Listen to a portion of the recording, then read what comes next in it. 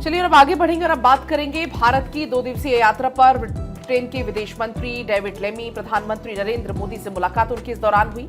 व्यापार के साथ सुरक्षा के क्षेत्र में द्विपक्षीय संबंधों पर चर्चा हुई। डेविड लेमी ने पीएम मोदी से मुलाकात की, उस दौरान की ये तस्वीरें आप देख पाएंगे। ये मुलाकात की तस्वीरें हैं जो सामने आई हैं और इस दौरान कई सारे मुद्दों पर बातचीत हुई है। तो देखिए, आपको बता दें, मुलाकात की तस्वीर इस वक्त आप देख रहे हैं। हालांकि इस मुलाकात के बाद विदेश मंत्री एस जयशंकर का एक स्टेटमेंट भी सामने आया। उन्होंने एक बार फिर से जीरो टॉलरेंस की नीति की बात टेररिज्म के खिलाफ की इस मुलाकात के बाद ही।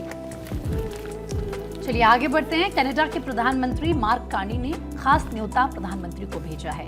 10 साल बाद कनाडा प्रधानमंत्री जाएंगे G7 पर, क्योंकि दुनिया की नजरें टिकी हुई है। इससे पहले खबरें आ रही थी कि कनाडा की तरफ से भारत को आमंत्रण नहीं दिया जाएगा, क्योंकि जिस तरीके से खालिस्तान को लेकर, खालिस्तान समर्थकों को लेकर विवाद रहा है, या जो हमने देखा किस तरीके से हिंदुस्तान की तरफ से अपनी बात रखी गई, तो ये कुछ लोग ऐसा कह रहे थे। लेकिन अब देखिए, मार्क कार्नी की तरफ से क्लियर ये कहा गया कि अगर भारत G7 में शामिल नहीं होगा तो ये पॉसिबल ही नहीं है कि इस प्लान को आगे ले जाया जाए, इस पर बातचीत की जाए। लेकिन अब उन्हीं की तरफ से खास न्योता प्रधानमंत्री के लिए भेजा गया है और 10 साल में प्रधानमंत्री पहली बार कनाडा जाएंगे।